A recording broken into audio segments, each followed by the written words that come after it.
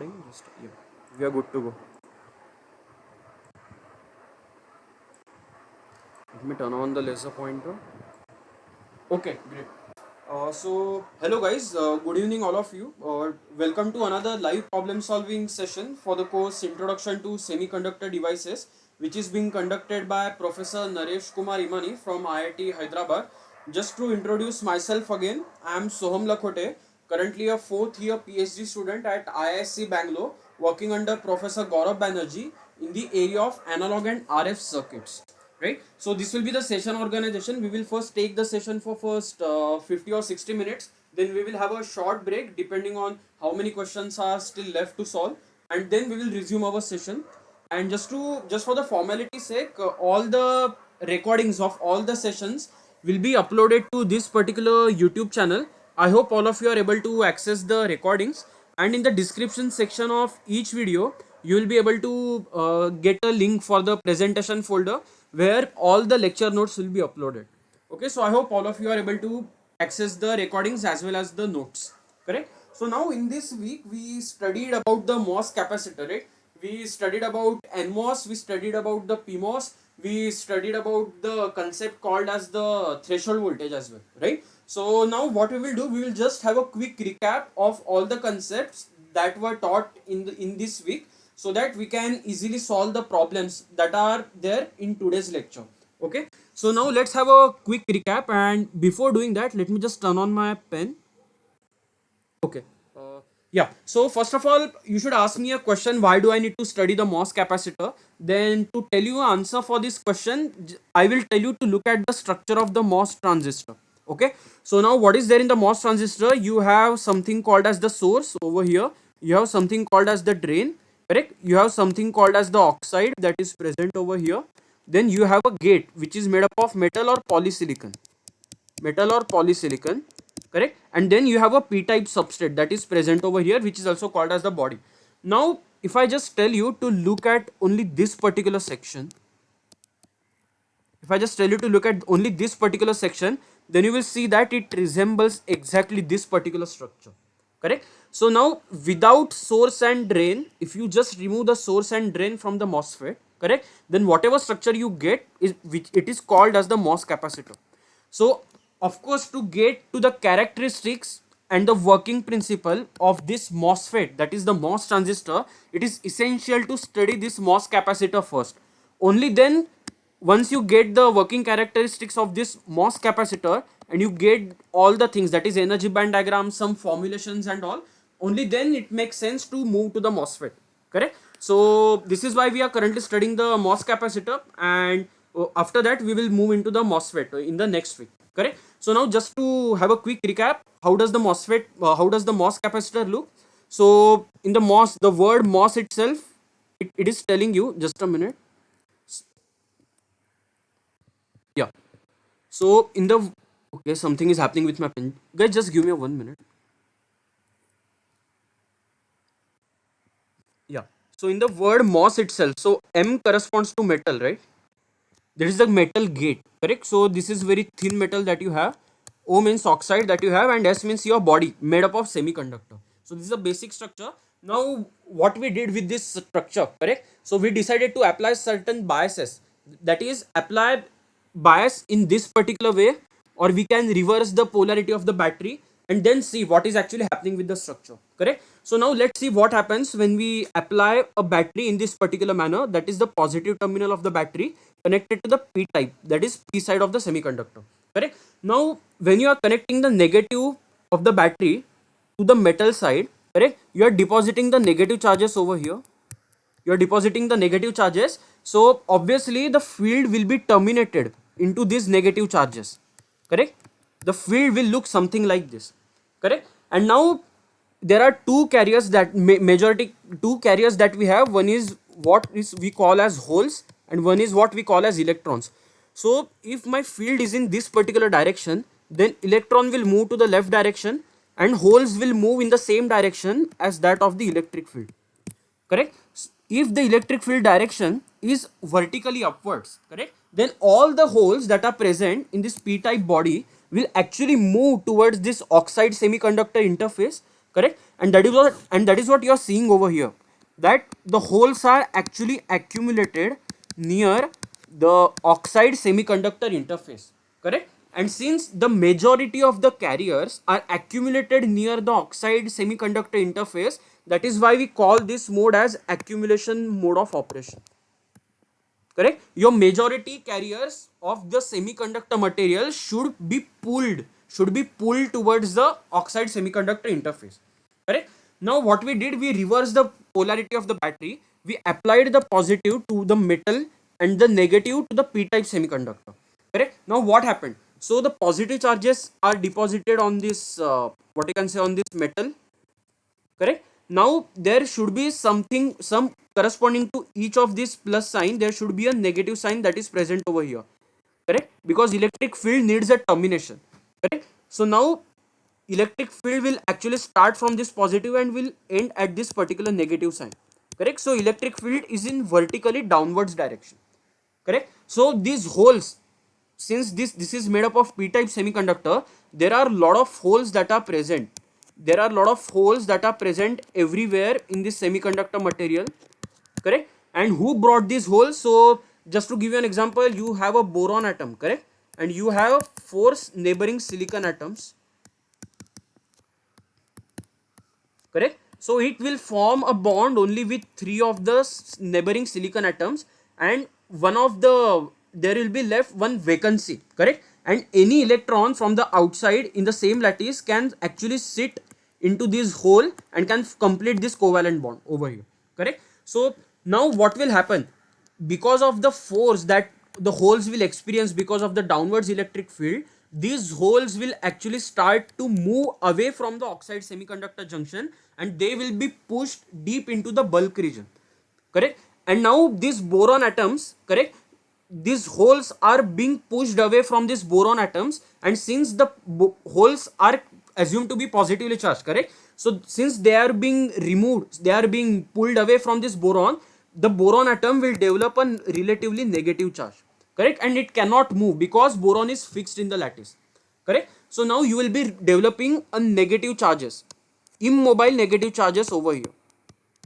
correct? Since you depleted the oxide to semiconductor interface of the free carriers, correct? All the free carriers that are holes which were present near this interface, since you removed them, how did I remove them? I just switched the polarity of the battery, and all these holes experienced a downward force, correct? So they went near to the, what you can say, to the other end of this p type semiconductor body, correct? So they went towards this particular side, so this region is depleted of any free carriers, it is depleted of any free carriers, correct? So that's why we call this as a depletion region of operation, correct? I hope it is clear till this point. And now what happens if I increase this v of the battery, what happens if I increase this v of the battery, correct? So now we have to look at the energy band diagram to understand what is actually happening, correct? So for, let's divide this diagram into two particular regions. So this is what I'm calling as the bulk, this is what I'm calling as a bulk, correct? So by looking at the Fermi level itself over here, you can see that since the Fermi level is closer to the ev, our material is of p type, correct? And now we have to see what happens when we apply a large positive bias. Just give me a minute. Yeah, we have to see what happens when we apply a large positive bias. So from this concept itself, if I apply if I increase this value of v, then this electric field strength that you are seeing over here, this should definitely increase, and this region, just a minute, yeah, this region, correct, this should be depleted, or this should be even more depleted of the holes, correct? So now how to represent this in the energy band diagram? So if the region near this oxide semiconductor interface, correct, this particular region, if it is being depleted of holes, correct, just a minute, somebody wants to join, yeah, if this region, correct, if this region needs to be depleted of holes, correct, depleted of holes, right, then the difference, that is the ef and ev, see, if ef is closer to ev, That means what? Material is highly p-type, correct? Highly p-type. And if EF moves away from EV, that means the concentration of holes is actually decreasing in that particular region. Now what did I just say? I want the concentration of holes to be depleted. I don't want the holes to be present in this region because I am applying a large positive bias on the metal plate, correct? So now the only way that can happen is if difference between EF and EV increases substantially near this particular region, and that is why you are seeing over here that EF is constant. See, there is no current that is flowing currently, correct? There is no current that is currently flowing. And why there is no current that is flowing? Because of the oxide that is present over here, correct? The current just cannot flow directly from this particular oxide. I am not talking about any tunneling current or something like that. I am just talking about the normal current, correct? This is the oxide that is preventing the flow of current actually, and that's why the EF is also remaining constant, correct? So now EV, if you look, the difference between EF and EV was, let's say, A over here, and the difference between EF and EV has increased over here, correct? You can observe that B is much greater than A, correct? And according to this statement that I have written over here, this presents that the concentration of holes near the oxide semiconductor interface has decreased, and this is what we were expecting, correct? So that's why the band bending is in this particular fashion for this particular case, correct? I hope it is very much clear why bands have bent downwards if I look from right to left, correct? I hope this is very much clear to you. And now interestingly if you observe EFI minus EF, if I observe it in the bulk, correct, then this EFI minus EF, if you look over here, then it has become negative near the interface, correct? Over here this is positive, and EFI minus EF, if I look near the interface, correct, interface, then it has become negative, correct? What does this mean now? So now let me just write a formula to help you visualize what is actually happening. So P is what? Ni times exponential of, correct, EFI minus EF by KT, correct? Now what did I tell you? In the bulk, EFI minus EF is positive. If EFI minus EF is positive, that means this quantity is positive. If this particular quantity is positive, then that means P is much greater than Ni in this particular case. Now for the interface, correct, I will just write bulk over here. Now for the case near the interface, what we are observing is EFI minus EF is negative, correct? So let me just write interface over here, interface, correct? If EFI minus EF is negative, that means this quantity is negative, and if this particular quantity is negative, then you will see that P will become less than Ni, correct? So if P is less than Ni, then that means what has happened? Near the interface, the concentration of holes has decreased and we have got more number of electrons near the interface, correct? And now this concept will be used to define the threshold voltage in the later part of this lecture, correct? I hope till this point it is very much clear. If you guys have any doubts, please feel free to poke me at any point, because if you don't understand the concepts, it will be very hard to solve the numericals that we are going to solve today. Okay, now next we define the concept of the depletion region, correct? So now why did we get the depletion region? Well, we removed the holes from this region, correct? So if I just draw a boundary over here, so what did I say? The holes are being pushed away, correct? The whatever holes were there, so they were pushed away from the oxide semiconductor interface and they were moved to the right side, correct? So now this region was depleted of any free carriers, correct, because all the holes were removed, correct? So that's why we got a depletion region over here. One important thing to note over here is that the depletion region has not formed because of the recombination, just like that happened in the case of the PN junction, correct? The holes from P side actually diffused to the N side, the holes from the electrons from the N side diffused to the P side, and you got a lot of recombination that happened near the metallurgical junction, and that's how you got the depletion region over there, correct? There is no such thing happening over here, correct? So and still we have the depletion region. Just note this difference, okay? So now what did we, so from the lectures you must have seen that the depletion region can be expressed with the help of this formula. And why did we get this? So if you just remember the depletion region width formula for the PN junction, it was what? 2 epsilon Si by Q 1 upon Na plus 1 upon Nd, correct, Vbi plus Vr, correct. So now Vr has been removed over here, correct. Since this is only p type dope, the Nd, there is no point of having a Nd over here, correct, because depletion region is only existing on the semiconductor side and not on the metal side, correct. So you can see there is a lot of similarity between these two formulas, correct, and I hope this is clear to you. Now what did we say? At the threshold voltage point, I will in few minutes I will just take the recap of the threshold voltage as well.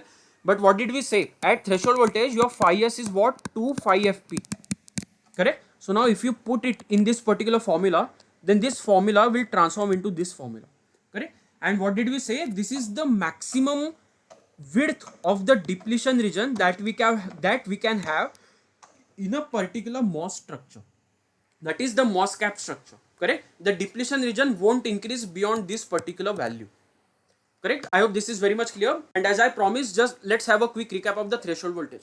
So how did we define the threshold voltage? So we defined it such that it is a particular voltage. So in the name itself, this you can see it is a voltage. And what voltage? A gate voltage that I am applying, correct. So at particular gate voltage, this gate voltage will be called as a threshold voltage. And what is the value of this voltage? So we have to find it, correct. So now if you look at this particular diagram over here, it is the p type semiconductor, correct. It is a p type semiconductor. Now let's carefully observe this difference between EFI and EF, correct. Now I define the threshold voltage, a point where the at the interface the concentration, I will just write it, the concentration of minority carriers, the concentration of minority carrier at the interface is equal to the concentration of majority carriers at bulk. Bulk means deep into the semiconductor. So what do I mean by that? So let's say I had doped the p-type semiconductor, that is with Na is equal to 10 to the power 15 per centimeter cube. So these many boron atoms, this is the impurity concentration that I have added, correct. Now corresponding to this, I have around 10 to the power 15 holes, that is the free carriers that I have got because of the doping of the impurity, correct. Now what did I say over here? I should get 10 to the power 15 electrons near this interface, and the point, the gate voltage at which I will get 10 to the power 15 electrons near this interface, that point I will define as a threshold voltage. This is a very simplistic explanation of the threshold voltage, correct. So I hope at least till this point it is very much clear. And if you look from the lecture material, correct, so we have two things. This is the VT that we have. So you can note that the gate voltage that we will be applying, it will be dropped across the oxide, and some of it will be dropped across the semiconductor material, correct. Now this oxide and this some of it will be dropped across the semiconductor material, correct. Now if you look at this psi s, correct. Now how can I find this psi s? The psi s has been defined as the difference between this EFI at the bulk, the EFI at bulk minus EFI at interface, correct. And how did we calculated this difference? So what we did, so we calculated this EFI. So what did we do? EFI at bulk, so we subtracted and added EF on both the sides, correct. EFI at interface minus EF. Just a minute. Yeah.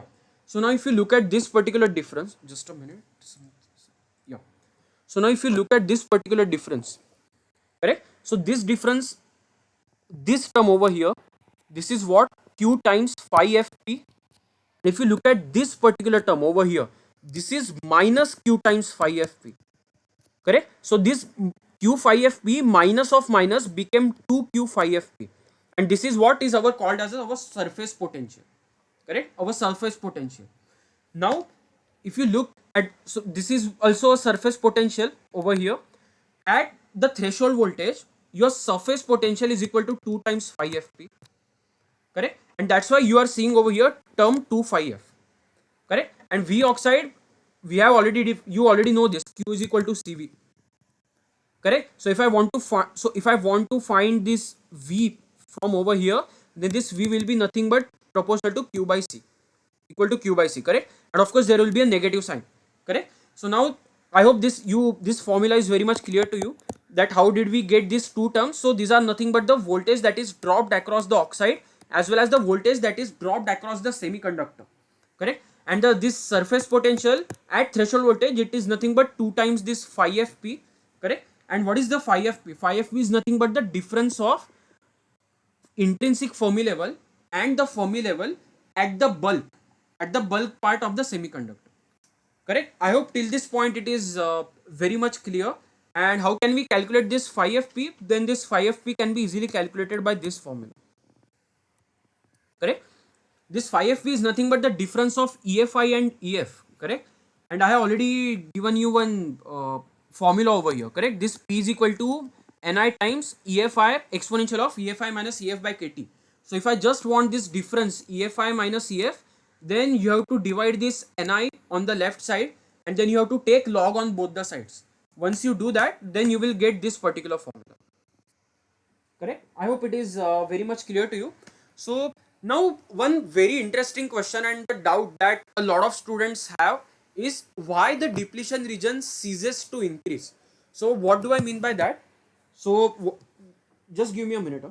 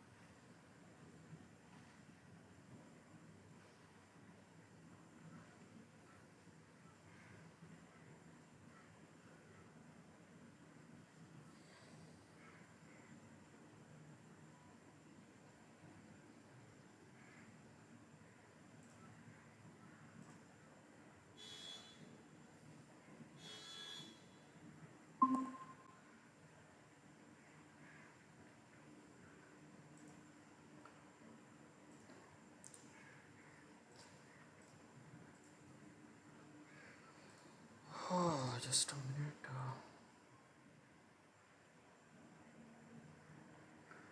Guys, are you able to see my screen?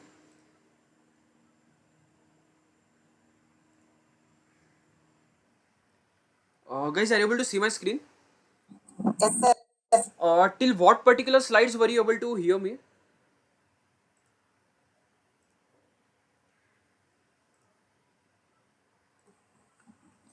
Were you able to hear the explanation of this depletion width? Sorry, sir. Just now I joined. Okay, other people, can you please tell me till what particular slides you were able to hear me?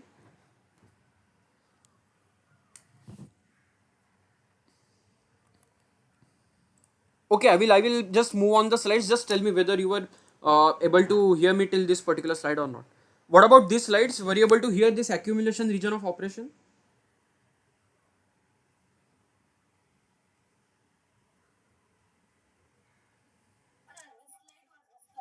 This slide, what about this slide? Depletion region of operation. Okay, just give me a second. What about this large positive bias where this one you were able to hear or not able to hear? Okay, no problem. Okay, so now so actually what I discussed in this particular slide was that I actually increase the value of V. I actually increase the value of the battery voltage that I have just to check what happens. Correct. So now we divided this region into two different parts. One we called as the bulk. So this particular part that you're seeing, I called it as a bulk of the semiconductor. And this particular part, this is where the some crazy things are happening. Correct? Now if you look at the bulk, so from the Fermi level, since the Fermi level is close to the EV, we called it as a p-type material, correct? And now what actually happened, since I wanted to deplete this region of any free holes that are present, so what did we discuss? Since the electric field is present from vertically downwards direction, it will actually push the holes which are near to the oxide semiconductor interface, correct? If these holes are pushed near the if these holes are pushed away from this interface, then I don't have any free carriers left in this region, correct? I don't have at least any free holes left in this region, correct? Now I want to show that I want to have the band bending in such a manner that the concentration of holes should decrease in this particular region, correct? So bands can either bend like this or bands can either bend like this, correct?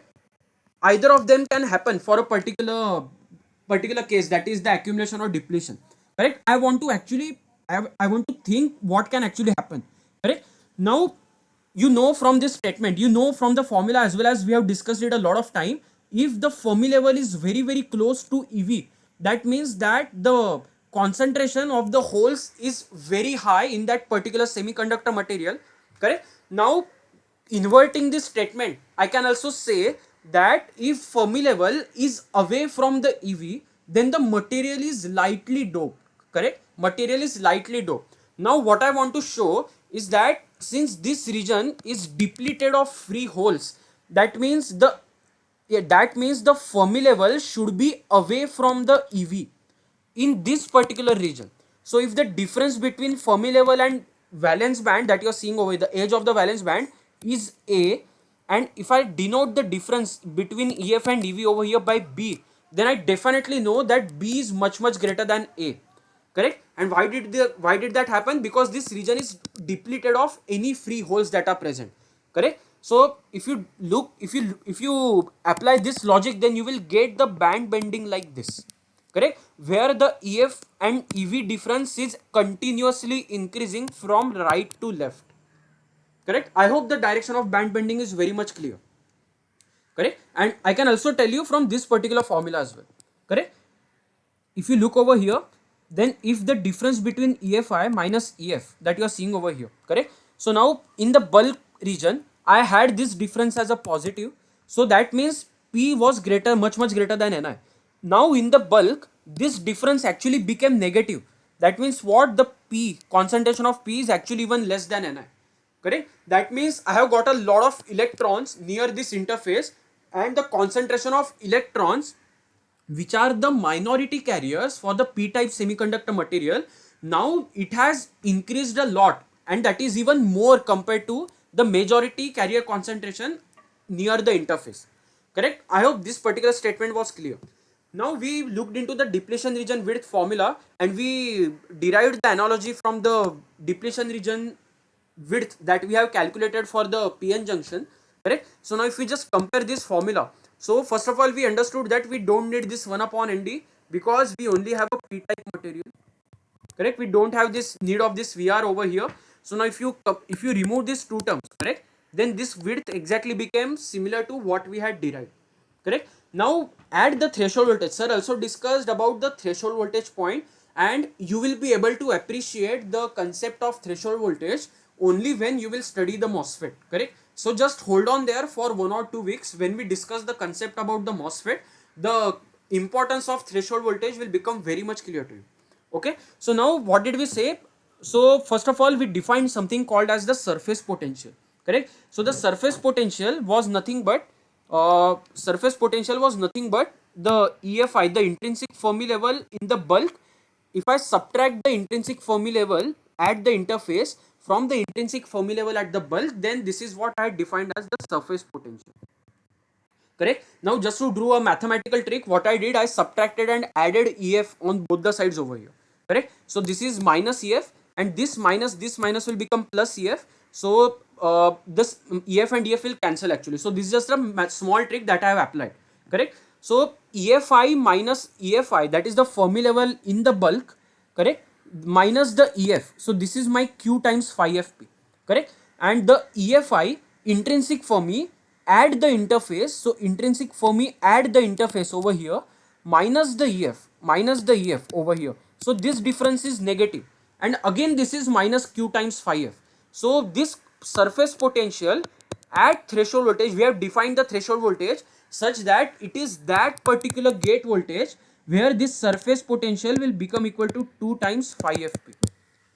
If you want to understand the threshold voltage in a much simpler manner, then this is the statement that I had said, that the concentration of the majority carriers, for example, I have taken a p-type semiconductor material and the boron doping is around 10 to the power 15 per centimeter cube. So how we define the threshold voltage? It is that particular gate voltage which I am applying, at which the concentration of the majority carriers. Who are the majority carriers? The majority carriers are holes in the p-type semiconductor material. Correct? The concentration of holes in the bulk is equal to the concentration of minority carriers at interface. Minority carriers are nothing but electrons in the p-type semiconductor material. So what I am saying, that if the concentration of holes is around 10 to the power 15 in the bulk material, that is this part of the semiconductor material, if this concentration is around 10 to the power 15, correct, then the threshold voltage is defined as the gate voltage at which I will get around 10 to the power 15 electrons near the interface. This is not absolute number, this is concentration per centimeter cube. Correct? I hope the definition of threshold voltage is clear. So while using the numericals, we will substitute the surface potential equal to 2 phi fp. But if you want to understand it intuitively, what is actually happening at threshold voltage, then we are saying that if concentration of holes is 10 to the power 15 in the semiconductor material, that is bulk semiconductor, then I want 10 to the power 15 electrons near the interface. That the gate voltage at which this condition satisfies is called as the threshold voltage. This is what I had just said, correct? And this is what nothing but I have just taken the screenshot from the lecture material, and this is the threshold voltage formula that we have and which we will be using extensively in solving the numericals, correct? As you can see, phi s has been replaced by the 2 phi f, correct? And this what is this minus qd by cox? So you know whatever gate voltage I will apply, it can drop across oxide and it can drop across the semiconductor material, correct?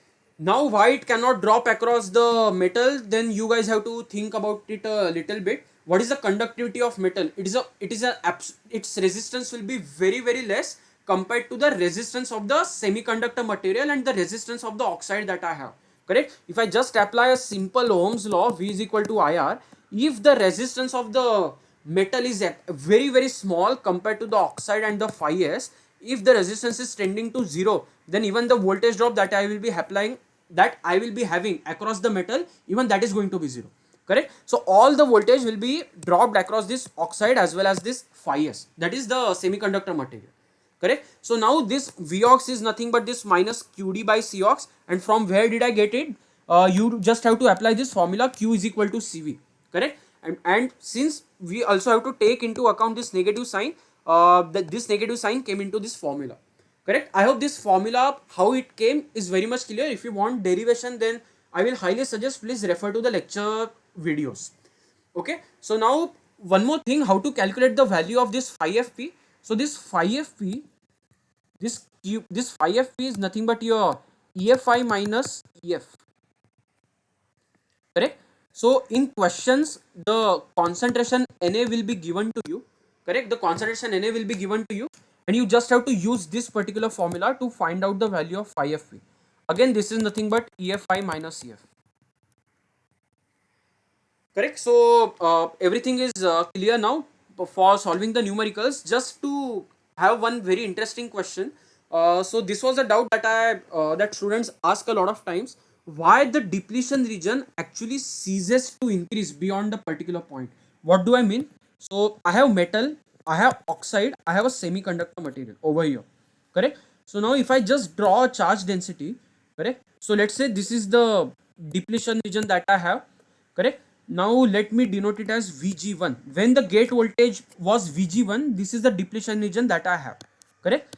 Now for the same particular structure, now I will apply a higher gate voltage, correct? Now my depletion region actually increased, correct? Now you will see that beyond a particular gate voltage that is equal to threshold voltage, you will see that your depletion region won't increase much, It will just increase a little bit, very very small, I mean maybe 10% or something like that, correct? It will almost remain constant, correct? So what exactly is happening, why the depletion region ceases to increase beyond a particular point, correct? So first of all we have to ask ourselves why this is happening, correct? So now the answer actually lies in this particular formula, correct? So this is the gate voltage formula, and the gate voltage is nothing but your Vox plus psi s. Psi s is also equal to phi s, okay? So don't get confused by the notations. So you can see that for a particular gate voltage, you are having this particular equation, correct? So this equation is looking something like x plus beta times root x is equal to y. Now, if I just give you one value of y, if I just give you one value of y, you have to solve this equation first to calculate the value of x. If I give you another value of y, then again you have to solve this equation to get another value of x, correct? So by doing this process continuously from -4 to 4 volts, correct, you will get a graph like this.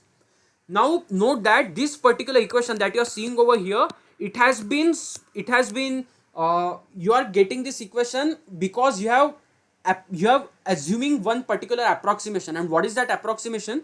That the depletion region is abrupt. You are seeing this vertical edge, right? You are seeing this vertical edge. So now I am saying that this depletion region is abrupt. But if you look at the real semiconductor, this depletion region will never be abrupt like this, correct? It will always taper something like this.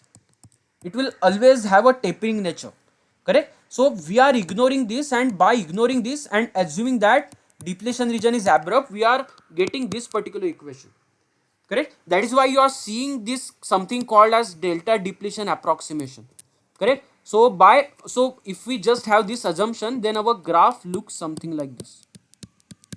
This is the only region where our solution is valid, correct? But if you solve it exactly by taking the taper in the depletion region and all, you will get a graph like this, correct? Now I just have one question to you guys.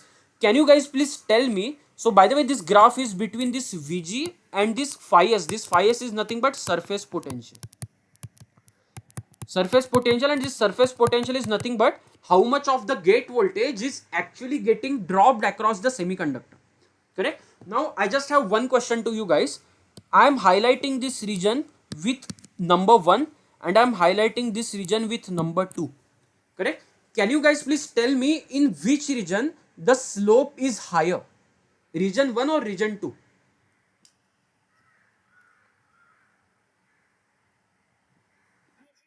Region 1, correct? So what does it mean, the slope is higher?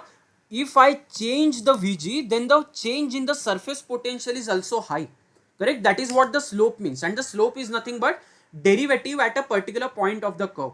If the slope is slower, if the slope is low compared to the region 1, that means even a large change in Vg, that is the gate voltage, that is the voltage that I am applying at the metal, will yield a very small change in the surface potential, correct? If the surface potential is not changing a lot, that is the value of phi s is not increasing, that means if you look at this particular equation, this is the width of the depletion region that I have, correct?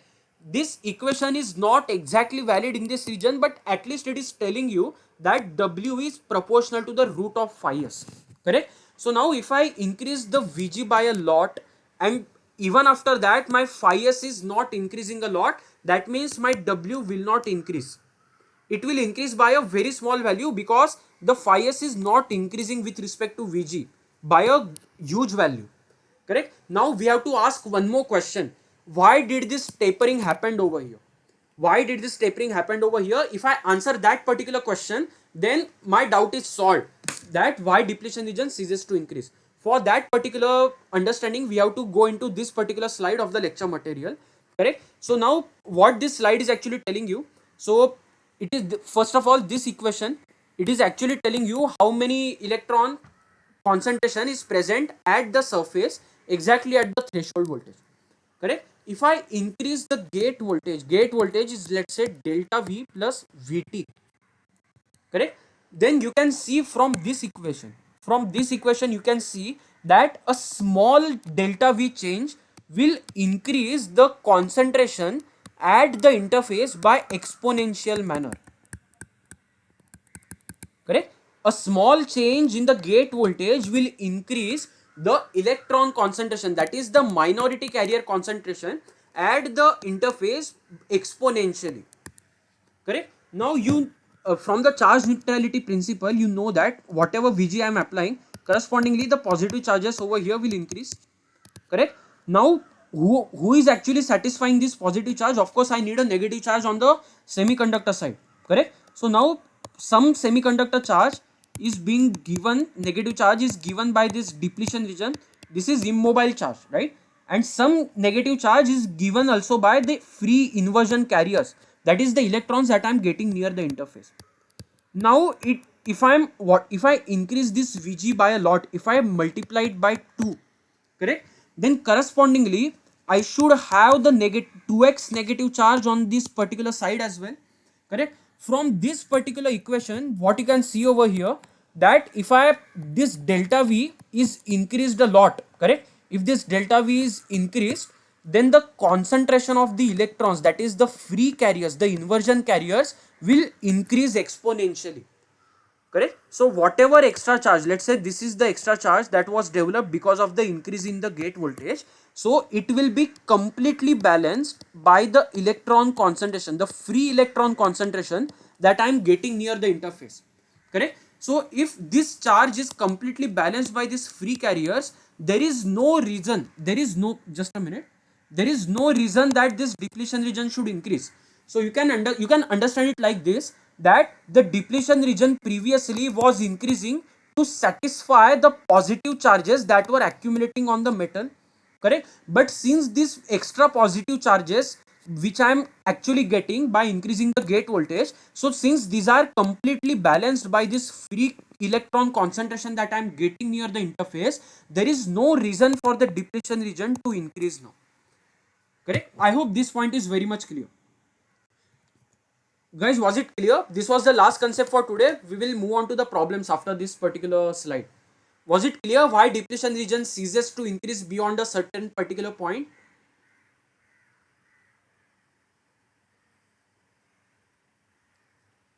Or was there any doubt in particular statement, or you didn't understand this stuff?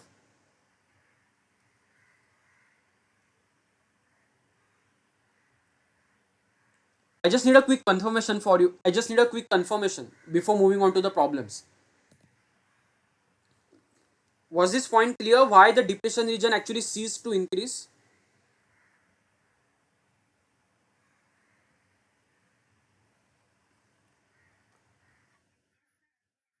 Okay, clear. Okay, very good. So now what we will do, we will move on with the problems. So whatever concepts that were necessary to solve the problems in this particular lecture, so all of them have been covered. So we will move on to the basic quiz first, correct? So now let's start with this particular question. So you guys will help me in solving this basic quiz, correct? So now I have given you the 4 energy band diagrams, correct? Now I am asking 3 questions for each of these energy band diagram, correct? So I want you to identify the type of substrate. Type of substrate means either it is p type or n type. The region in which the MOSFET is operating, so region can be accumulation, depletion, or inversion. And the gate bias can either be positive or it can either be negative. Correct? So the note that the energy band diagrams, right, it has been only shown for this particular semiconductor. You can see there is no band bending happening in the oxide. Correct? So energy bands only inside the semiconductor material have been shown in this particular slide. Correct? So now let's move on with the figure number A. Can anyone please tell me whether for this particular figure some bias has been applied or no bias has been applied for the figure number A? No bias is applied. Very good. Can you please tell me how did you get that answer?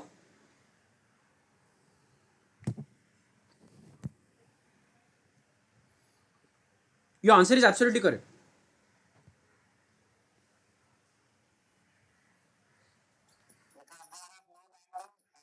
Mm-hmm. Good. Yeah.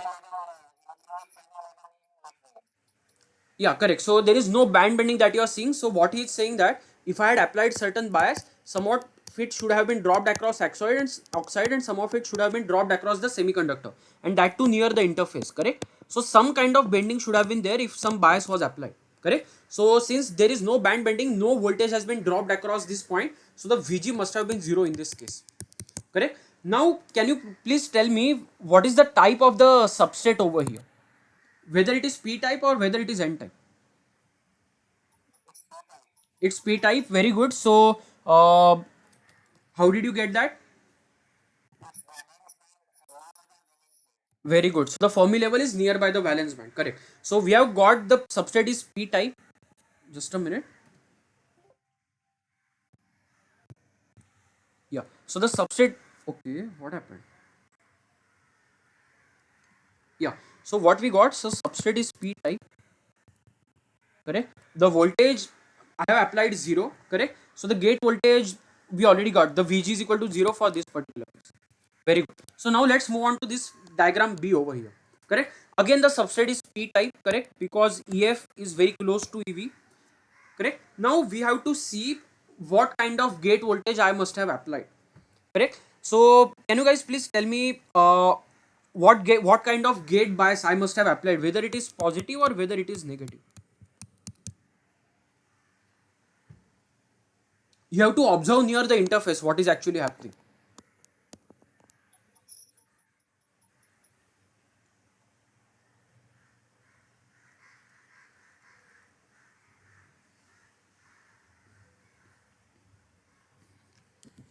Okay, we will do it together. I will just give you I will just give you a small hint. So EF minus EV at interface is the one term that I have. EF minus EV at the bulb, this is the second term that I have. By looking into this particular figure, can you guys please tell me which of this term is actually higher? One or two? For this particular figure, figure number B.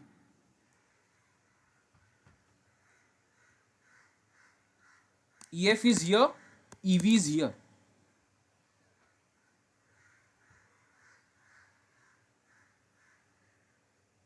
See, this is the interface, right? This is the interface.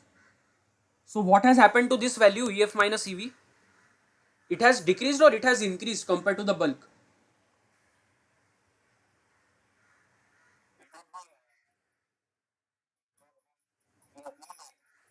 See, EF minus EF is over here, correct? So if I just denote it with this value A, and EF minus EV at the interface is this value B, correct? So it would decrease. Correct, very good. So EF minus interface, so it has decreased. Correct. So what does this mean? If EF has become very close to EV near the interface, that means I have introduced a lot of holes near the interface. Correct.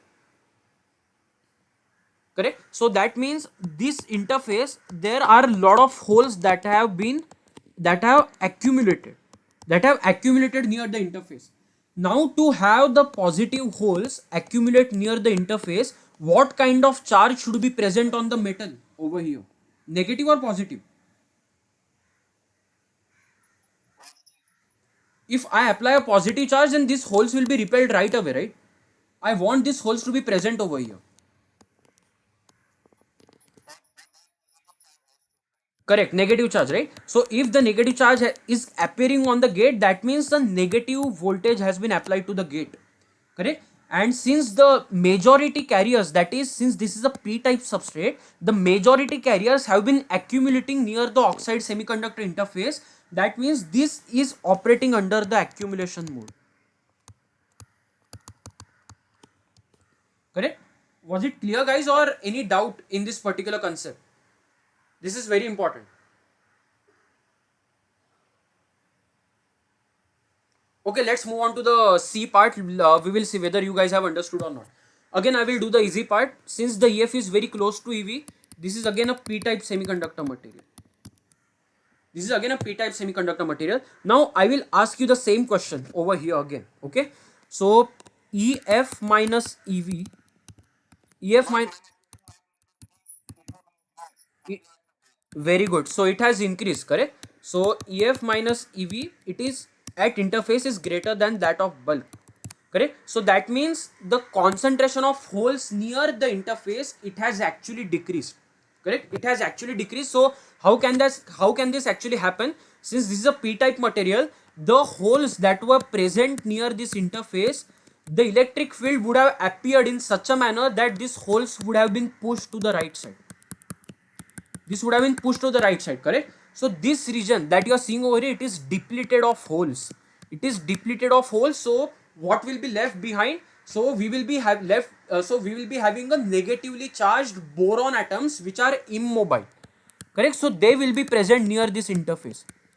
For the negative charge to have developed, right, and for the electric field to be present on the right hand side, that is from left to right, I should have applied a positive charge on the metal over here. Correct. And to get this positive charge, I must have applied a positive voltage, something like this. Correct. So for this particular C case, actually I am operating under the depletion mode. Previously it was accumulation, right now this is depletion. Correct. Now let's move on to this figure number D over here. Again I will do the easy part. This is a p-type semiconductor material. Correct. Now again I want to have the same question. EF minus EV at the interface. EV So more, this is ELP minus EV more than bulk. very good. EF minus EV is much more than the EF minus EV present at the bulk. Correct. So now we can, so this is EF minus EV is much more. So one thing is for sure, that we have depleted this region. This region has been completely depleted of free holes that were present. But also one more thing has actually happened. Correct. So if you look at the EFI minus EF, so EFI minus EF at bulk, actually this was a positive quantity. But if I look at EFI minus EF at the interface, correct, then EFI minus EF has become a negative quantity. Correct. So apart from the thing that this region has been depleted from the holes, there is one more thing that has happened. Correct. The Fermi level has crossed, that is the Fermi level now for interface. This Fermi level is more than the intrinsic Fermi level. Can you guys please tell me in which material the Fermi level is greater than the intrinsic level? N type or P type?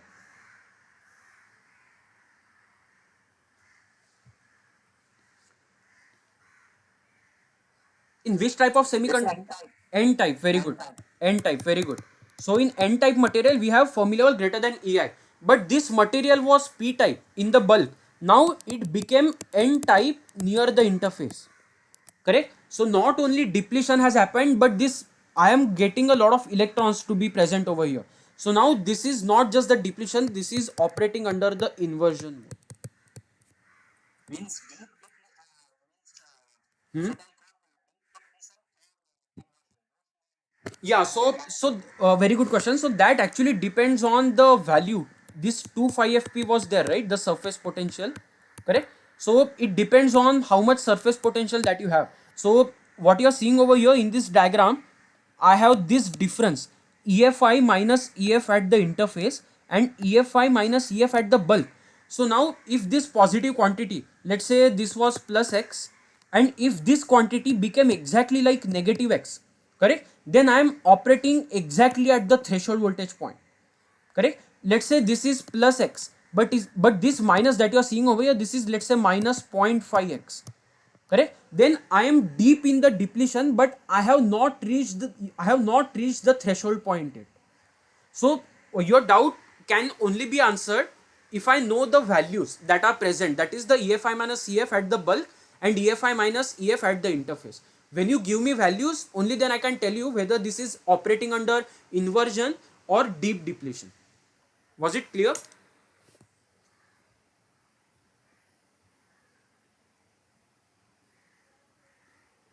Was it clear?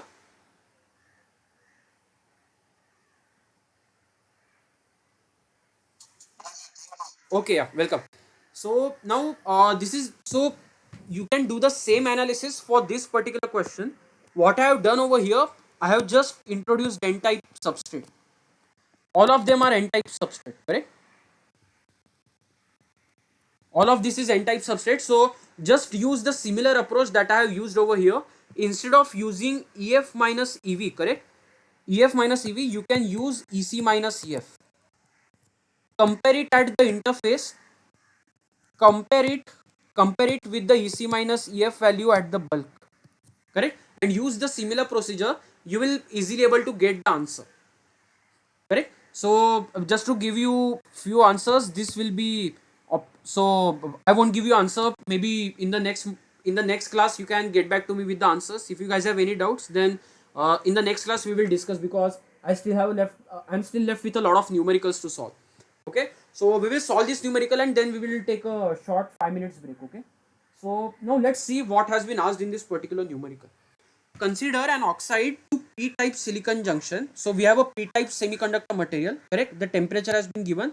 The impurity doping concentration in the silicon is Na is equal to 2 into 10 to the power 15 per centimeter cube. Calculate the maximum space charge width, that is the maximum width of the depletion region. So this is the first question that they are asking, and the second question they are asking is, does the space charge width increase or decrease as the p-type doping concentration decreases? Correct. So now let's start with the formula first. Okay, so what is the formula for the width of the depletion region? So it is nothing but root of 2 epsilon Si by Q 1 upon Na times phi f, not phi s, phi s, that is your surface potential, correct? But they are asking us to calculate the maximum space charge width, and we have spent 2 slides to understand why the depletion region will not increase beyond a certain point, correct? And that certain point is nothing but your threshold voltage, whose condition we have defined as surface potential is equal to 2 times phi fp, correct? So if I just write wd maximum, then this will become 4 epsilon s phi fp by qna. Now do we know the value of phi fp? They have not given directly, correct? But do I know a formula for phi fp from which I can calculate this value? Of course I know. What is the formula? Kt by q ln of Na by Ni. Now Na doping concentration has been given to me. The Ni for silicon I know, the Kt by Q also I know, correct? From here on I will calculate the value of phi fp, and that value will be substituted back into this equation number 1 to get the answer, correct? I hope the flow of question is very much clear. So let's start calculating the value of phi fp. What is the value of Kt by Q? 0.0259, that is 26 milli electron volts, correct? So into ln of 2 into 10 to the power of 15. Just a minute. Yeah, so Na is 2 into 10 to the power 15. What is the value of Ni?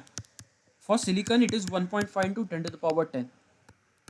So the value of phi fp that you will be getting, it will be very close to around 0.3056 volts.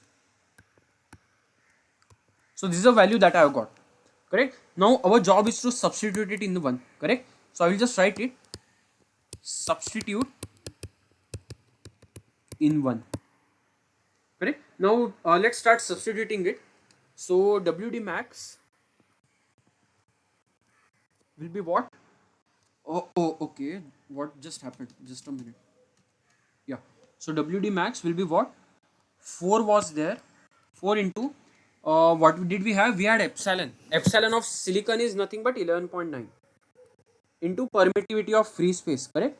It is nothing but 8.85 into 10 to the power minus 14, correct? What did we have else? We have a phi fp, that is 0.3056. We had q in the denominator, 1.6 into 10 to the power minus 19, correct? Apart from that, we had a concentration Na. Na has been given as 2 into 10 to the power 15, correct? So we will write 2 into 10 to the power 15, correct? So now if you just calculate this value, right, so you will be getting an answer of 0.634 micrometers. This is the width of the depletion region that we have. Now let's move on to the part B. So the part B is nothing but a conceptual question. So in this part B, they are asking me, uh, does the space charge width increase or decrease as p-type doping concentration decreases? Correct. So they are just asking me that I am decreasing my Na. I am decreasing my Na. Correct. P-type doping concentration is decreasing. So what will happen to the width of the depletion region if my concentration decreases? Can you guys please help me with this particular question? What happens to the depletion region on the particular side when the doping goes down? It should increase. Very good. So the depletion region width should actually increase. Correct. So there are two angles from which we can actually look into this. So the first angle is the concept of the charge neutrality. Is the concept of the charge neutrality. So how will it come into the picture? So MOS is there. So if I am applying a positive charge, correct, over here, correct, I am applying a lot of positive charge and I have a particular density Na. I have a particular density Na over here, correct. So this is a volumetric density, correct. So now if I decrease this Na, then the before decreasing, let me just denote the depletion region over here so that it will become very easy for the comparison. So let's say the depletion region was something like this. Depletion region was something like this, and how will I write it? It is nothing but the total charge will be like Q times Na times width of the depletion region. Q times Na times the width of the depletion region. Correct. Now this and this is what, this is plus Q over here, and this will be what, minus, so that both of them are balancing over here. Correct. Now if I tell you that I am decreasing the Na, automatically the W has to go up to balance out this charge over here. So this is the charge neutrality principle that we had studied, and the second point is to directly go by the formula. Formula you guys know, right? This is the formula that I have, correct. If I decrease the Na, then my W, depletion region, will go increase, correct. So we have seen the answer from both the points, that is, one is the charge neutrality concept and another is from the formula, correct. So we have solved two numericals till now. So what we will do, we will just take a short break of 5 minutes. We will be back by 7:12 p.m. So the break of 5 minutes starts now.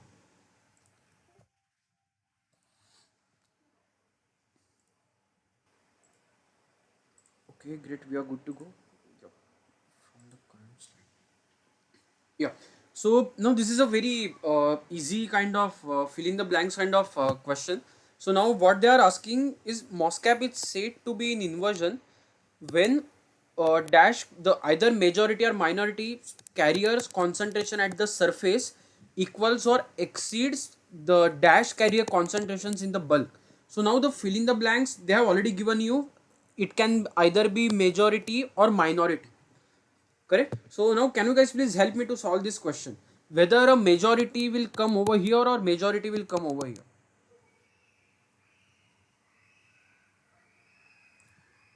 This is a p-type semiconductor material. This is a p-type semiconductor material, correct. So now when we say that the MOSFET is operating under inversion, so when we get the lot of electrons near the interface, correct.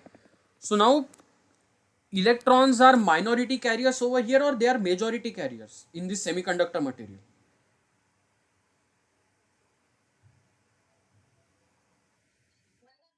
Minority carriers, good. So if electrons are minority carriers that are present near the interface, correct. So and these minority carriers are present where? Near the surface, correct. So MOSFET will be said to be in inversion when the minority carrier concentration at the surface equals or exceeds the majority carrier concentration in the bulk, correct. So this is the same statement that I had given to you few slides back, correct. So I had 10 to the, just a minute, I had 10 to the power 15 holes the per centimeter cube, correct. So I want, so gate voltage at which I will get 10 to the power 15 per centimeter cube of electrons at the interface. This is when I will call that MOSFET is operating at the threshold point and we have reached the inversion state. Okay, so I hope this was very easy question. So now we will move on to this interesting question, the problem number 3. So it's the matching kind of question. So we have to match the charge block diagram with the electric field. So table below shows the different charge profile diagrams of the MOS cap on the left along with the possible electric field plots on the right. Correct? So now, before even reading the question, I just want to ask you guys which of these two diagrams you think represents the case of the inversion. One or two?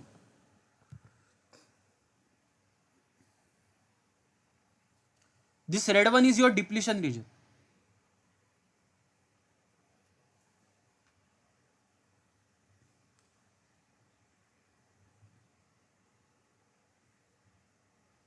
Which of these two represents the inversion region charge block diagram?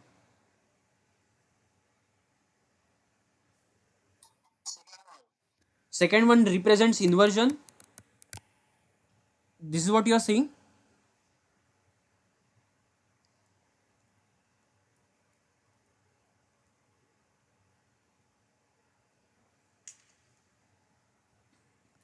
See, first of all, let's identify the type of the semiconductor material. Okay, since the charge density has been developed to be negative, we have to find the semiconductor material type. So when I have a p-type semiconductor material, correct, under the depletion, under the case of the depletion, holes are pushed deep into the bulk region, so I'm left with the immobile negative charges.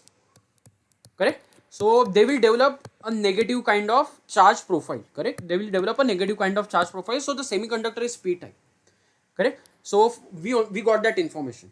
Now we have to, what we have, they have given us that we are actually having the positive charges on the metal.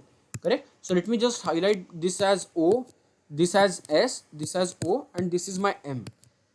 If I am applying a positive charge on the gate, correct? If I am applying a positive charge on the gate, then I definitely know that the semiconductor, that is a p-type semiconductor material, I will be near the interface. I will be having a depletion of holes. I will be having a depletion of holes, and that's why I have got this depletion region. Correct? If I increase this positive voltage beyond a certain particular point, then you also know that I will get the inversion layer as well. Correct? I will also get an inversion layer. Let me just change the color of the pens for the better purpose. Yeah, you also know that I will get an inversion layer of mobile electrons. Correct? I will get an inversion layer of mobile electrons. Correct? And so why didn't I consider the case of the negative voltage at the metal? Because that has not been given in the question. Correct? They have just told me that I am applying a positive voltage on the metal.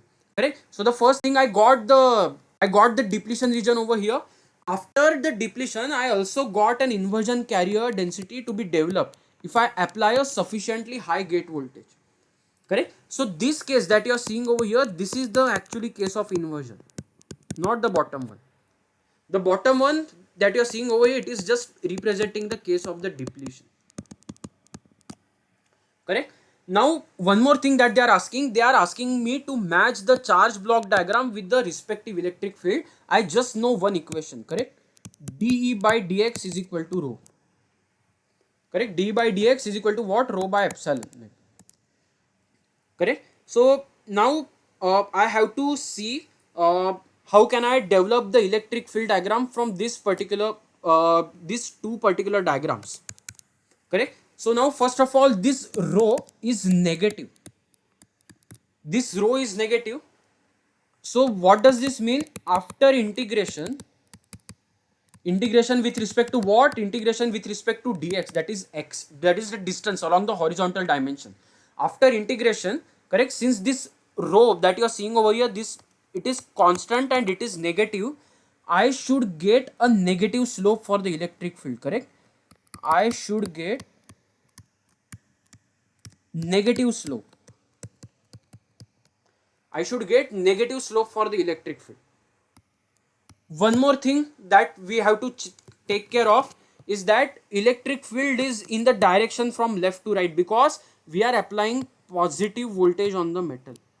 Correct? So the direction of electric field is in the positive x direction. Correct? What does this mean? Electric field cannot be in the negative quadrant. Negative quadrant means these are the four quadrants that I have. Correct? Electric field cannot exist like this. Correct? electric field can only exist in these two quadrants, and I should have a negative slope for the electric field. Now after giving these many hints, I will ask you questions now. Is it a valid electric field diagram according to whatever two statements I just told you? So these are the two statements that I just told you, right? Existence, it should not exist in the below quadrant, and it should have a negative slope. Does A diagram A represent the valid electric field diagram? No, correct. So I should discard it. What about the B? No, correct. So now we are left with only C and D. Now, if you observe carefully, the only difference between C and D is this vertical distance that I have. It is this vertical distance that I have. Correct. Now I will just give you one small hint. Correct. So for the case when the inversion layer is present, if you look at the charge density diagram, correct. So this charge density diagram consists of two things. One is the constant negative charge that I have across the depletion region, and one is the delta function. Why did I say delta function? Because these immobile carriers, not immobile, the mobile electrons that you are seeing over here that have accumulated near the interface, correct? So they will be very near to the interface, and they will not occupy such a huge distance that the depletion region has occupied. So I can approximate this as a delta function, correct? So now this row consists of two parts. One is the constant negative charge density that I have, and one is the negative delta function that I have, correct? So now you also know that this the across the interface, that is across the oxide and semiconductor, my D is constant. D is nothing but the flux density. Though electric field is not constant, my flux is constant, and D is nothing but epsilon times E, correct? Epsilon 1 times C1, just a minute, epsilon 1 times C1 is equal to epsilon 2 times C2. 1 means on the oxide side, 2 means on the semiconductor side, correct? So epsilon ox times E ox is equal to epsilon times epsilon of Si into E of Si, correct? So this is why you are seeing that there will be a difference between the electric field even at this particular region. If I consider this boundary, the electric field will be discontinuous, correct? That's why you are seeing some kind of jump between the electric field. Now I just have to quantify whether for the case of the inversion, whether this jump will be higher or not, correct? So now if I try to integrate, right, so the electric field I will just write, so it will consist of two parts. One will be nothing but the integration of constant negative charge density that I have, and the second will be nothing but integration of negative delta function that I have. Negative delta function that I have. All of you must have studied the signals and systems course. Can you guys please tell me what is the integration of the delta function?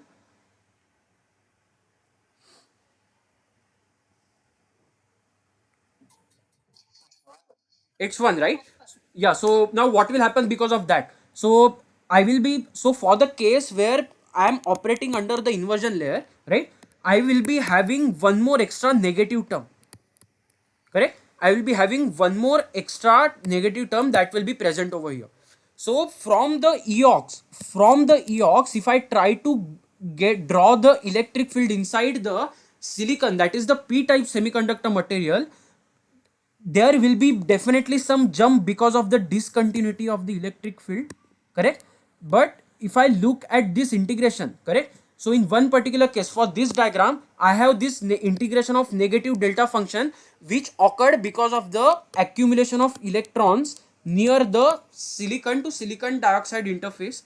This is not present when I am operating under the depletion region, correct? So the moment I integrate this, I will be getting an extra negative term compared to if I just integrate the first term over here, if I just have this first term over here, correct? So because of this, the discontinuity that you are seeing, this discontinuity, first of all, this gap, the EOX is higher compared to the ESI, correct? EOX is higher compared to ESI. So this negative integration of the delta function will add up in this discontinuity, correct, and it will make this higher. So this gap, if I denote it over A, and if this gap I denote it over B over here, correct? Then for the case of this inversion layer, where I am having the inversion layer, my discontinuity should be higher because of the integration of delta function, which is not present for the case of the depletion region case, correct? So the inversion layer, so corresponding to the case when I am operating in the inversion, I will be having the D as my answer, whereas for the case I am operating under the depletion, I will be having C as my answer. Was it clear, guys? Any doubts? Clear? Very good. So now let's move on to the next question. So you just match the options. I have already told the answer now, so you can match the answers easily now. Correct. So let me move on to the numerical. So this is a problem number 5 for today. So let me see what these guys have asked in the question. Okay. So now in the problem number 5, they are asking me an ideal MOS capacitor has boron doping concentration of 10 to the power 15 per centimeter cube in the substrate. So that means I have a p-type substrate in my MOS capacitor. Correct? When a gate voltage is applied, a depletion region of width 0.5 micrometer is formed with a surface potential of 0.2 volts. Given the epsilon naught that they have already given, correct? That is a permittivity of free space, and the relative permittivities of silicon and silicon dioxide have been given to me. So now they are asking me the peak electric field in the oxide region is dash. Correct. So now let's try to draw it diagrammatically. I have a MOS structure over here, correct? And now if I just draw an electric field diagram, so I will take the help of the previous question that we have, correct? So now at least look at the structure of the electric field diagram that I will be having, correct? This is the electric field diagram that we all agreed is true for the case of the depletion, correct? So now let me draw the same diagram over here, correct? So now how will I draw? I will be drawing something like this. So now from here I will be having a certain discontinuity, and then it will fall off something like this. This is ESI, this is EOX, correct? And this is the width of the depletion region that I have. Maybe I should denote it by WD, correct? So what I am drawing over here, it is nothing but electric field with respect to the distance. Electric field with respect to distance. Sorry for the bad drawing, guys. So now what we have to do, see, first of all they have given me the surface potential. They have given me the surface potential. So now this surface potential psi s is nothing but what? The drop across semiconductor region. Drop across the semiconductor region, or to be precise, semiconductor oxide interface, correct? Near something like this, till the point where the depletion region exists, correct? So this is the voltage drop that I have, correct? And you know what voltage is nothing but negative times integral of dx, correct? So now if I look only across this semiconductor interface, I can see a triangle to be forming, correct? Electric field won't exist after the depletion region, correct? So it will drop to a value of 0. So now if I just consider this particular triangle, if I consider just this particular triangle over here, correct? So if I just consider this particular triangle, this is ESI, correct? This is ESI, this is my WD. So now if I integrate it, correct, E with respect to x over here, I can do the integration by writing the equation of this line, or integration is nothing but area under the curve. This is my right angle triangle, correct? So what will be the area of this?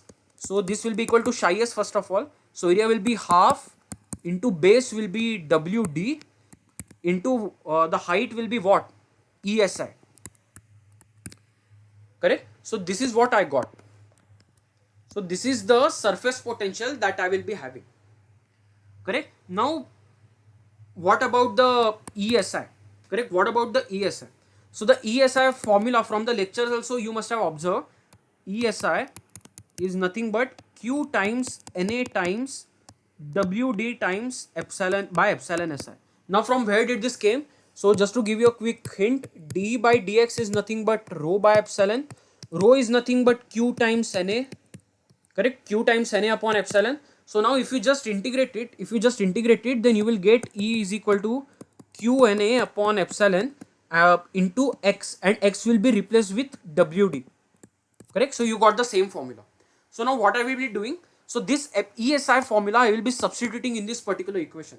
because why am I doing this? I am doing this because they have given me the value of the surface potential. Correct? So I have to somehow bring surface potential into some formula, and from that particular formula I can see whether I can directly deduce what they are asking in the question, that is EOX. Now what I'm seeing over here is that from this psi s, right, I can at least calculate the value of ESI. Correct? I can calculate the value of ESI, and you know that electric flux is constant across the boundary.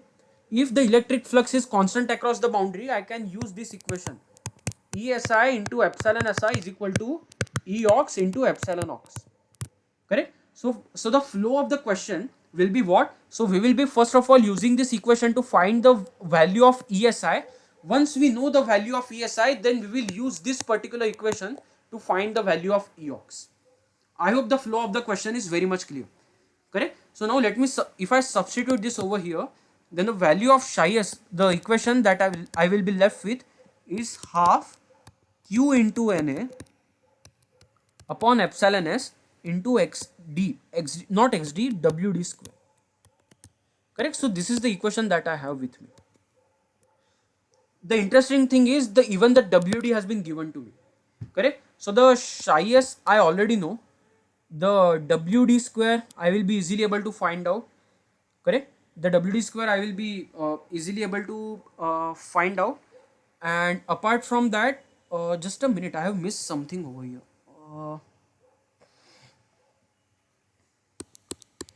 Just give me a minute, I guess I'm doing something wrong. Let me just check.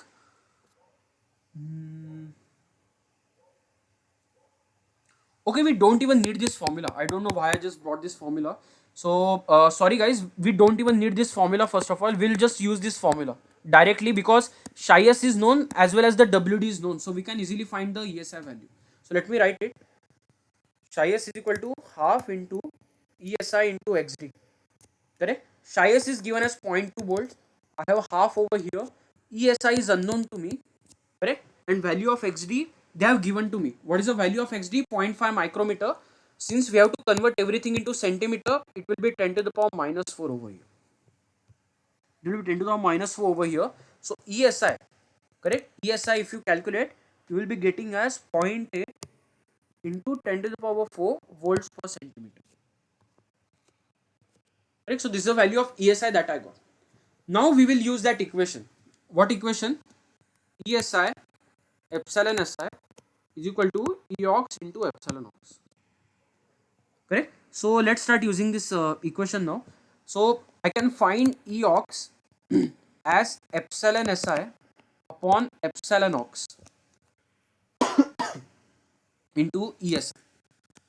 Correct? Epsilon SI and epsilon OX. So there, it has been given to me as 12 and 4, and ESI is already ESI. Correct? So what I am left with, EOX is equal to 3 times ESI. So if I calculate the value of EOX, it is exactly 3 times ESI. So I will be getting 2.4 into 10 to the power 4 volts per centimeter. So this is a peak electric field that is present in the oxide, and that electric field is actually constant throughout the oxide because there is no fixed charge that is present in the oxide. Correct? So I hope this question was clear. So just a minute, somebody wants to join the meeting. Yeah. So we don't even need this formula. So, we got confused whether we need this formula or not. So there was no need to have this formula. So we first of all used this, calculated the area of the triangle. From that we got this equation: psi s is equal to half into depletion region width into ESI. WD they have already given, psi s they have already given. So from there on we calculated the value of electric field that is present in the silicon, but in the question they have asked me to calculate the electric field in the oxide. So we use the condition that the flux, electric flux density will be constant throughout the boundary. So from that we got this equation, and we use this equation to find out the value of epsilon EOX. Correct? I hope this question was clear. Now we will be moving on to a last question, maybe last question for today. So let's see. This question has been taken from the assignment questions of the Purdue University's course. Somebody wants to join the meeting. Just a minute. Yeah. So it has been taken from the Purdue University's course. Okay. So now let's try to see what they have been asking in the question. So assume an MOS capacitor on a p-type silicon substrate with following parameters. So the bulk doping they have already given to me. So there is no charge that is present in the oxide, correct? So by the way, why these statements are appearing? So in the next week, you will be seeing that while fabricating the MOS structure, because of some non-idealities, some fixed charges gets embedded into the oxide region, and they cause the band bending actually in the semiconductor, correct? So that's why they have given this. So that non-identities sir will teach you in the next week's lecture, okay? So now they have also given the oxide thickness as well as the permittivity, correct, the dielectric constant. So now they have given us to assume the delta depletion approximation. That means this is what abrupt abrupt termination abrupt termination of depletion region. So this assumption is holding true. So now they are asking us to calculate the surface potential. Okay. So now they have given me the gate voltage over here. So first of all, I have to find a formula which relates the gate voltage with this surface potential. Do I know any formula which relates the gate voltage with surface potential? Of course, I know a formula. Vg is nothing but root of 2q epsilon Si times Na times surface potential divided by Cox prime, this is capacitance per unit area, plus phi s, correct? So they are asking me to calculate the phi s. So now first of all, let me see if all the things have been given in the question. The concentration Na is given, epsilon Si I know, value of Q I know, Cox dash has not directly been given to me, but can I do something to find Cox dash? Cox dash is nothing but epsilon ox by Tox, correct? The epsilon ox has been given to me over here.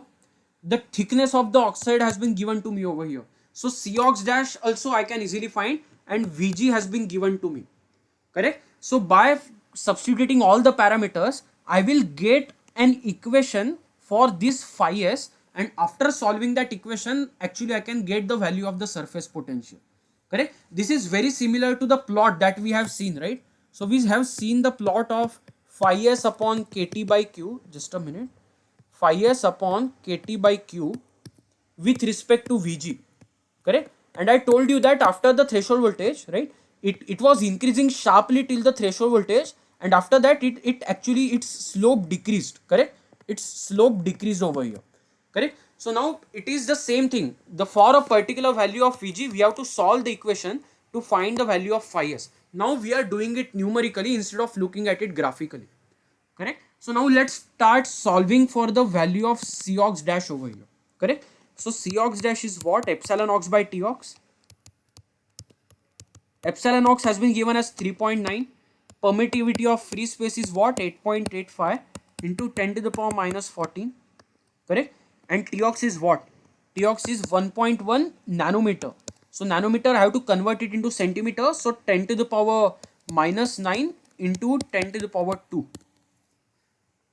correct? So now if you solve this value, so you will be getting around 3.1377 into 10 to the power minus 6 farad per centimeter square, correct? So this is the value of Cox dash that we have got, correct? Now what I will do, so this equation that you are seeing over here, I will write it in some different form. How will I write it in different form? So Vg, I will write it like this. Vg will be beta times root phi s plus phi s. What I have done over here, so let me just change the color of my pen for the better understanding. Pointer, maybe in color, I guess red will be better. Yeah.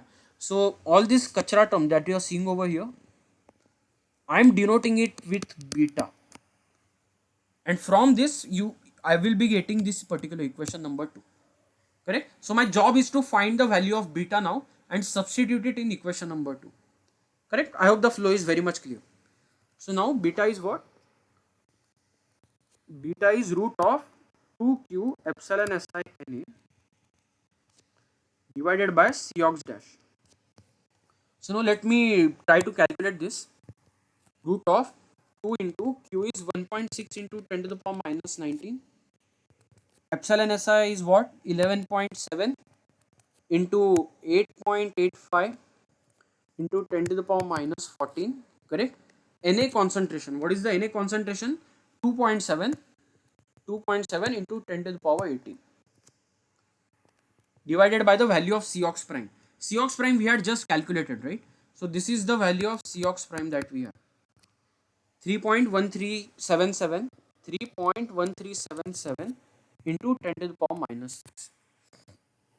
So if we calculate this value of beta, the beta will be coming out to be around 0.30144. This is the value of beta that I have. So now if I just write this equation, correct? So how will I do it? So let me highlight this as equation number 3. I already have equation number 2 over here, correct? So the best way is to substitute equation number 3 in 2. Substitute 3 in 2,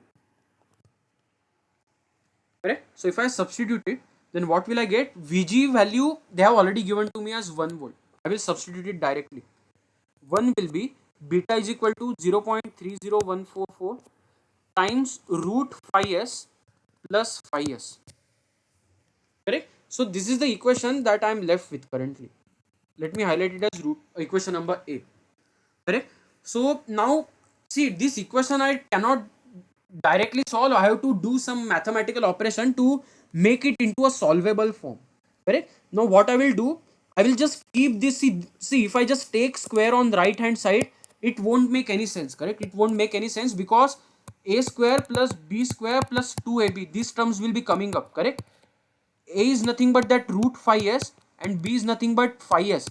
So I will get phi s to the power 3 by 2, which I don't want. I want to convert it into a quadratic equation, correct? I want to convert this into a quadratic equation, correct? So to do that, I have to keep this term on the right hand side and I will take this phi s on the left hand side over here, correct? So 1 minus phi s is equal to 0.30144 times root phi s. Now I will be taking square on both the sides, okay? Square on both the sides.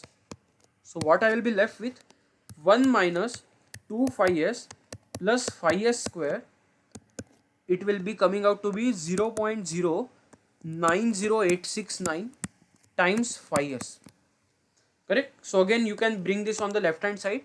The final equation quadratic that you will be getting is phi s square minus 2.090869 phi s plus 1 equal to 0.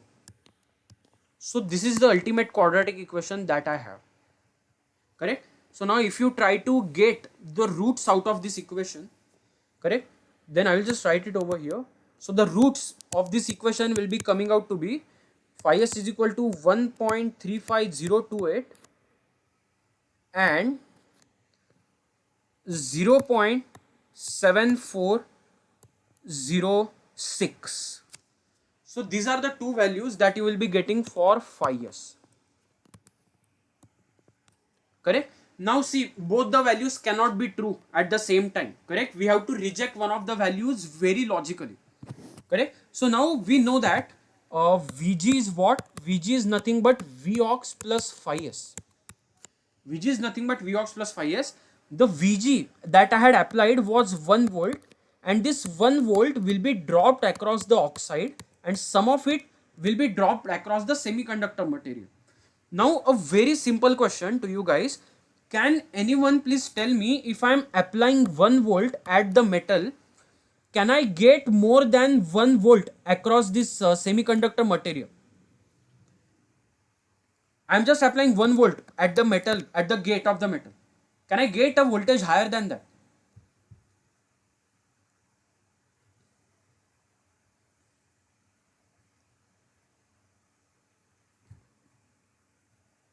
See, I will just draw it diagrammatically. Maybe that will help you in much better manner. This is MOS. Let's say this is my metal. If I am applying, let's say, if I am applying 1 volt like this, is there any chance that I will get a voltage higher than this 1 volt across this oxide or across this semiconductor? Can this happen?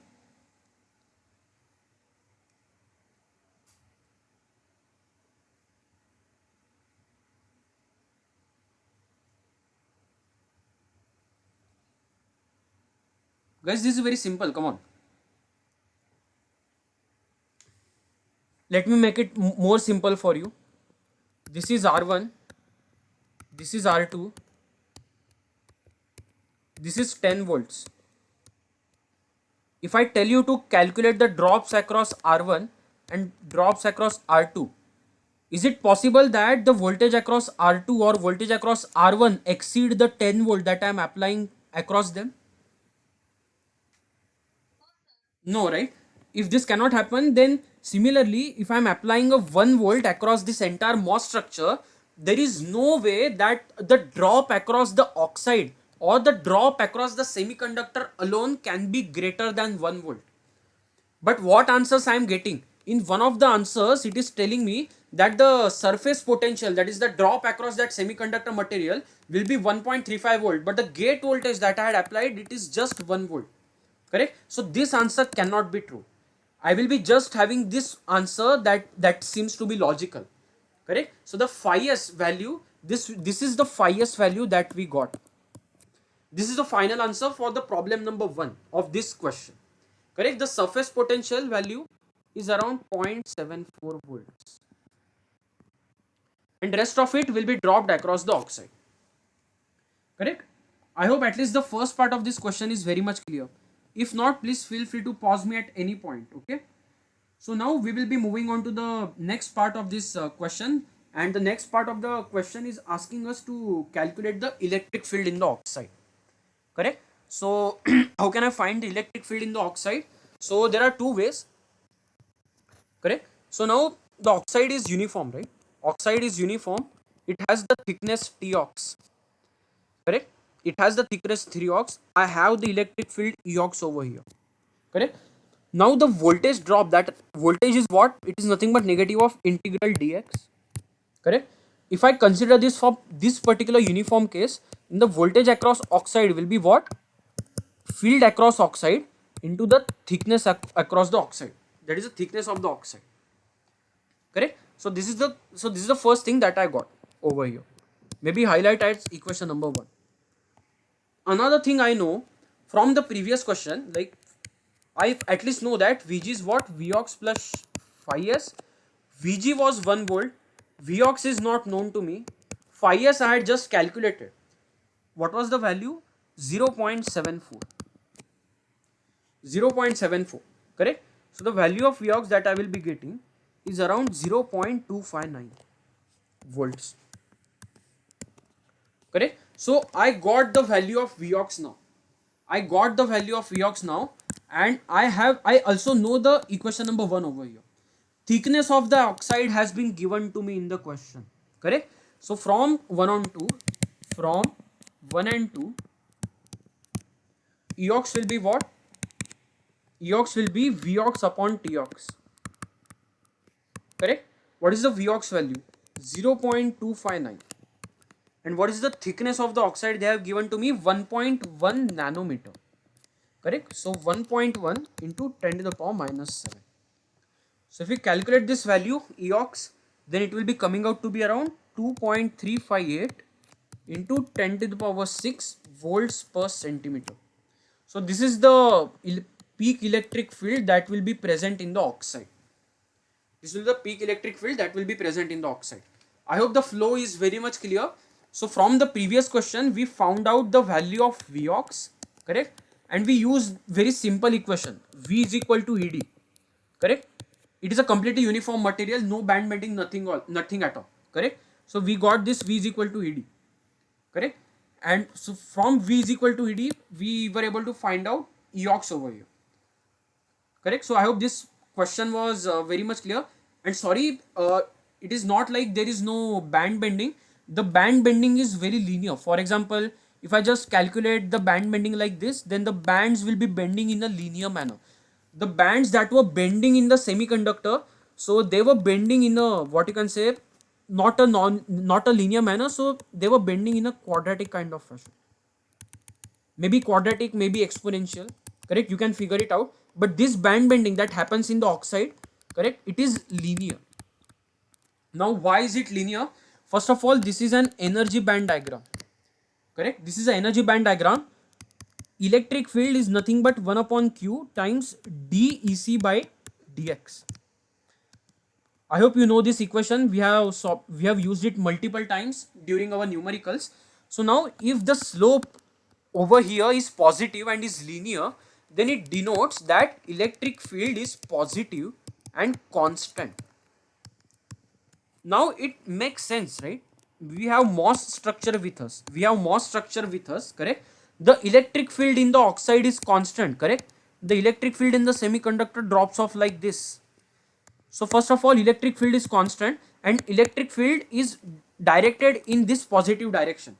So the band bending in the energy band diagram for this oxide will be something like this. It is a linear term, not quadratic, not exponential. Correct? So band bending definitely happens. So the first statement that I told you, that the band bending, no band bending and all, so I take that statement back. The band bending definitely happens, but the band bending is linear, not a quadratic or exponential function. Correct? I hope the answer for this question is clear, how we got the value of Eox. Correct? Now this will be the last part for this question, and the last part will be to calculate the threshold voltage for the MOS capacitor. Correct? Now let's try to calculate this threshold voltage. So how did we define the threshold voltage? So we first of all we will write the formula for the gate voltage, right? 2q epsilon Si Na times phi s, right, upon Cox prime plus phi s. Correct? So we define the threshold voltage when phi s becomes equal to 2 phi fp. Correct? So this is the condition for threshold voltage. This is the condition for the threshold voltage. Correct? So now our aim is to calculate. So when I substitute phi s is equal to 2 phi p, then this Vg will be becoming Vt. Correct? So now I have to find out whether I know each and every term present or not, present in this equation or not. So this Cox prime, right? The Cox prime we have already calculated previously. Correct? So the Cox prime, let me see. See, this is the value of Cox prime, correct? 3.1377 into 10 to the power minus 6. I will just write it over here. 3.1377 into 10 to the power minus 6. Correct? So now the epsilon Si we already know. The concentration Na has been given to me. The only thing unknown is the phi fp value. Correct? So we have to write the formula for phi fp to calculate this value. Phi fp is what? Phi fp is kT by q ln of Na upon Ni. Now everything in this equation is known. Ni is known, Na is known, value of kT by q is also known. So we can easily find out the value of phi fp. Correct? 0.0259 into ln of Na has been given as 2.7 into 10 to the power 18. What is the value of Ni? 1.5 into 10 to the power 10. So the value of phi fp that I will be getting, it will be very close to 0.4923. Correct? 0.4923. This is the value of phi fp that I will be getting. Now I will be substituting phi s is equal to what? 2 phi p. So the phi s value will become around 0.9846 volts. Correct? This is also volts. So this is the value of phi s that I got. And this is maybe equation number 1. This is equation number 2.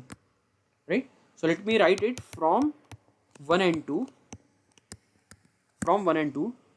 Vth will be what? Root of 2 into q is what? 1.6 into 10 to the power minus 19.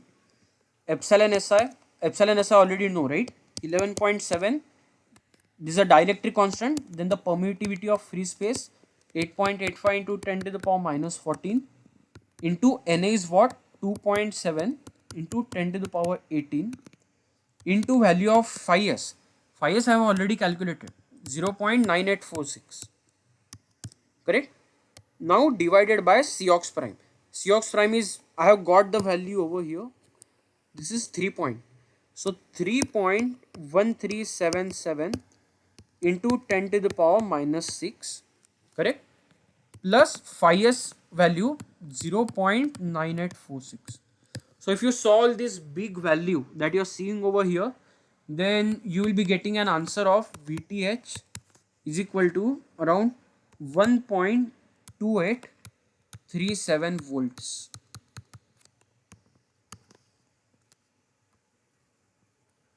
I hope this question was clear. So this was the last question for today, guys. If you guys have any doubts, please feel free to poke me. We still have 6 minutes left for the end of the lecture. Any doubts? Any doubt in this question?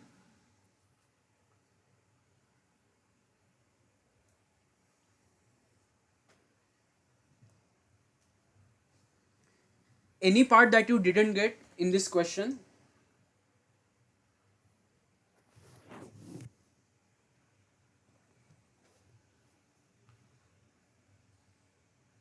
Anything that you want me to repeat?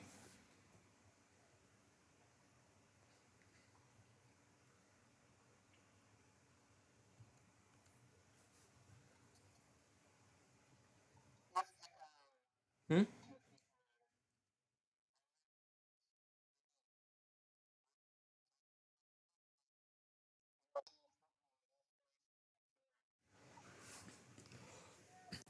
Oh, in this particular question, okay, so even if I calculate the ND, then how will it help me? Can you please tell me that?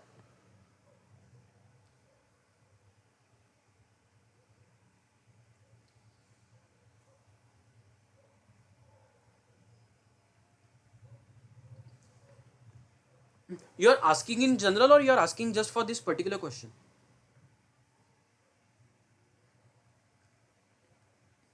Okay, that guy just left, I guess. That guy just left the meeting. Yeah, yeah. Huh?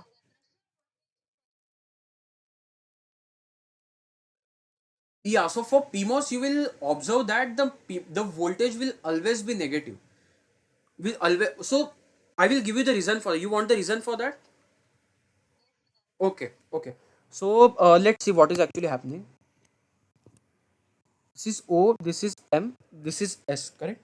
So now you know that for when this semiconductor material is P type, then this structure we get is called as NMOS. Is NMOS, right? And when this is N type, and when, just a minute, and something happened with my marker. Yeah. So when this is N type, then we get the PMOS. Correct? So now when does the threshold voltage concept comes up? It comes up when we are actually in the depletion, when we are going deep into the depletion region. Correct? So now first of all, when can this N type material be depleted? Correct? So when can this N type material be depleted? So there are lot of electrons present near this interface. Correct? To deplete the interface of these free carriers that are present, correct, I have to apply a electric field in this particular direction. Correct? I have to get an electric field in this particular direction. Correct? So how can I do that? So first of all, I have to apply a negative voltage on this side. Correct? So that means the metal, I will connect it to the negative part of the battery. Correct? Now if I connect it with the negative part of the battery, then there should develop a positive charges that should come up over here. Now how will they come up? So this negative charges that you are seeing over here, which are on the metal, so they will actually push away these electrons away from the interface. Correct? So now what I will be left with, so these phosphorus atoms which had an extra electron, there was a proton in the nucleus corresponding to it, but when this electron goes away, this phosphorus atom will be left with the positive charge. Correct? So this part that you are seeing over here, let me just change the color of the pen. uh, in color, maybe green should do. Yeah. So now once these electrons are pushed away, I will be left with positive immobile charges.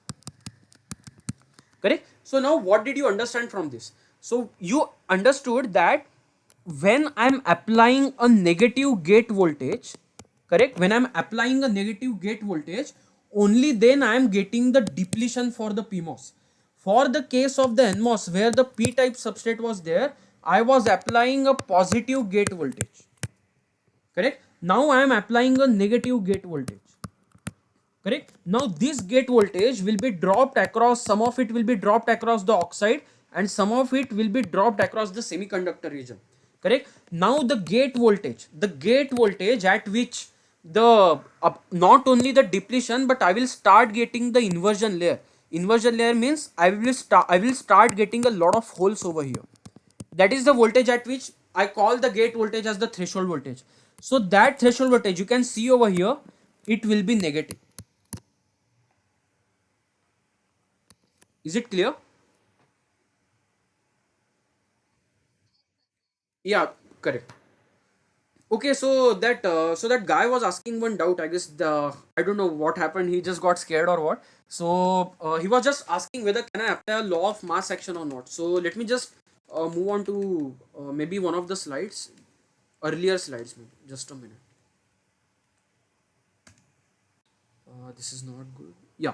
So maybe let's look at this particular slide over here. Correct. See this region that you are seeing over here. This particular region. This region is still remaining under the equilibrium. Correct. This is remaining under the equilibrium. So you can easily by default you can apply the law of mass action for this region over here easily without you don't have to worry about anything. You can see there is no issue. The semiconductor seems to be in equilibrium, correct? So wherever there is no band bending that is happening, correct, you can definitely apply the law of mass action over there, correct? But for this particular case, this is very tricky. You have to go with the energy band diagrams only. I just cannot guarantee whether applying the law of mass action will do the job or not, because this is not under the equilibrium. We have actually applied a bias across the semiconductor material.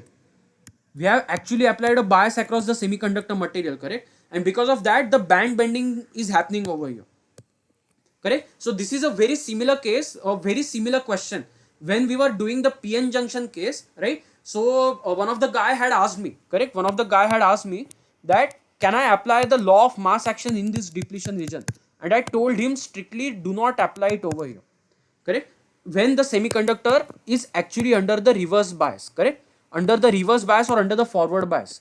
So in whatever mode you want to consider, so you cannot apply the law of mass action in this region. But what about this region?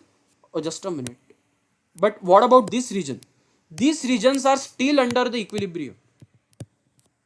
They are acting as if they are under the equilibrium, even though there is an external bias that has been applied, correct? So in this region you can easily apply the law of mass action, but in this region do not apply it, correct? Similarly, for this particular the bulk region, feel free to apply the law of mass action, but for this region please do not apply. Okay, any more doubts, guys? Last call for doubts. If not, then we will wind up the lecture. Any doubts in this lecture? No? Very good. Okay, so we will wrap up. So thanks a lot, guys, for staying here for 2 hours. Have a great evening ahead and have a great weekend. Thanks a lot. Bye bye. Take care.